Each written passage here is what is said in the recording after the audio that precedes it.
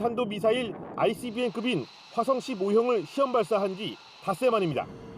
이번 훈련엔 F-22 6대, F-35 18대 등 모두 24대의 최신의 스텔스 전투기가 참여했습니다.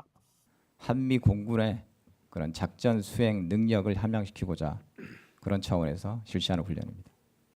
이번 훈련의 초점은 전쟁 초반 제공권 장악에 맞춰졌습니다. 전쟁 발발 시 사흘 안에 적의 주요 시설 700여 곳을 정밀 타격하는 공중 임무 명령서를 적용하는 연습을 집중 실시할 것으로 알려졌습니다. 북한의 주요 군사시설과 핵과 미사일 시설을 동시 타격하는 훈련으로서 미국의 군사 옵션을 검증하는 그런 계기가 될 것으로 생각됩니다. 이번 훈련엔 또 괌에 배치된 미국의 장거리 전략 폭격기 B-1B 랜서도 참가하는 등 항공 전략 자산을 총동원한 고강도 대북 압박이 이어집니다. MBC 뉴스 정성기입니다. 아침 신문 보겠습니다. 먼저 동아일보입니다. 지난 9월 특수학교 설립 주민 설명회에서 장애 아동의 어머니들이 학교를 짓게 해달라며 무릎을 꿇은 이후 많은 시민이 특수교육에 관심을 갖고 특수학교 설립을 지지하는 서명운동을 벌여서 10만 명 넘게 참여했다고 합니다. 하지만 학교 설립을 반대하는 일부 주민들의 태도까지 바꾸진 못했다는데요. 특수학교 설립을 반대하는 현수막이 여전히 그대로 걸려있는가 하면 일부 주민들의 반대 시위도 벌어졌다고 합니다. 시교육청은 희망의 끈을 놓지 않고 주민들과의 대화를 이어가고 있다는데요. 오는 2019년 개교를 목표로 내년 3월 첫 삽을 뜰 계획이라고 합니다. 중앙일보 보겠습니다. 연말이면 귀가 전쟁이 벌어지는 서울 강남과 홍대에 맞춤형 심야버스가 투입된다고 합니다. 서울시가 빅데이터 분석을 통해 승차 거부가 빈번하고 단거리 이용객이 많은 지역에 올빼미 버스 2개 노선을 더 운영키로 했다는데요. 기존의 올빼미 버스 가운데 택시 승차 거부가 잦은 지역을 경유하는 일부 버스 노선에 대해서는 한시적으로 연말 증차 계획을 세웠다고 합니다. 한국일보입니다. 정부가 최근 과열 양상을 보이고 있는 가상화폐 거래에 대한 본격적인 규제책 마련에 나섰습니다. 어제 열린 가상통화관계기관 합동 태스크포스 회의에서 가상화폐는 미래의 화폐나 금이 될 수 없다는 기존 입장을 재확인하고 가상통화 거래를 엄정 규제하는 내용의 범정부 공동대책을 법무부 주관으로 신속히 마련하기로 의견을 모았다고 합니다. 대신 투자자 보호 차원에서 이미 민간에서 설립해 운영 중인 가상화폐 거래소가 일정 요건을 갖추도록 하는 규제안 마련을 추진 중이라고 합니다. 조선일보에 실린 사진 한 장 보겠습니다. 사진 제목은 아무리 추워도 웃고 삽시다인데요. 어제 새벽 강원도 산간지방에서 누군가 주차된 승용차에 쌓인 눈을 화폭 삼아 웃는 표정을 그려놓았습니다. 아침 신문 살펴봤습니다.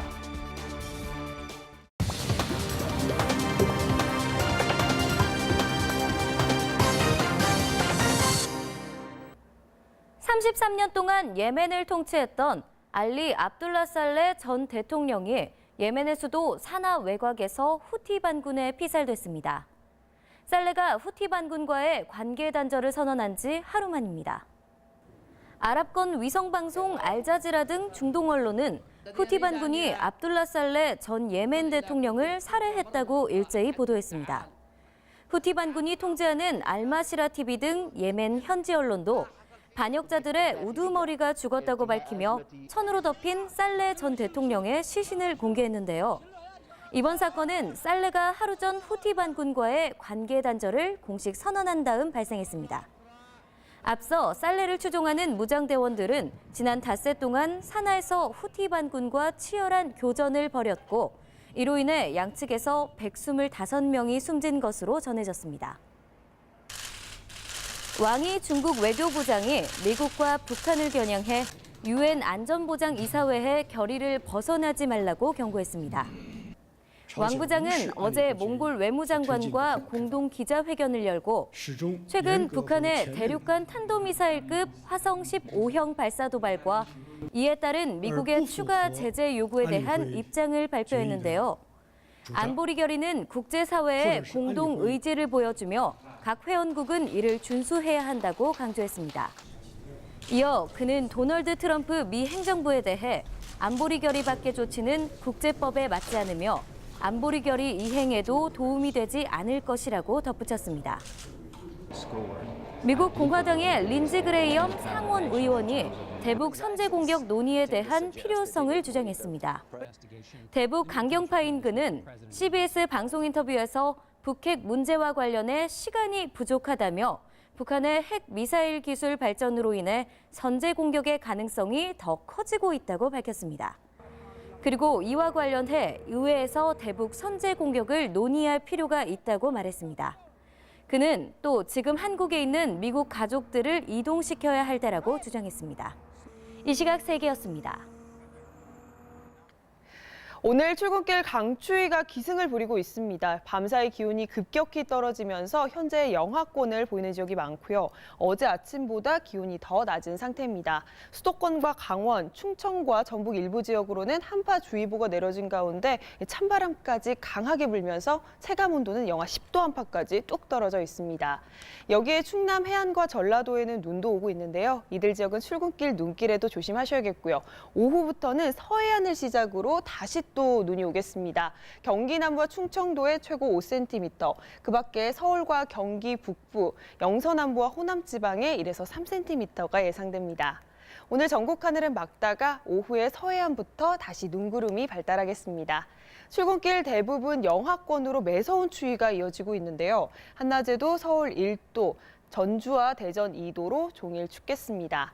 영흥도 사고 부근의 해역은 물결이 최고 3m까지 다소 높게 일겠습니다. 내일과 모레에도 곳곳에는 또 비나 눈이 올 전망입니다. 날씨였습니다. 우주산업은 외국에서나 가능한 이야기일까요? 우리나라에서도 성공할 수 있다는 걸 보여주고 싶은 박재필 씨.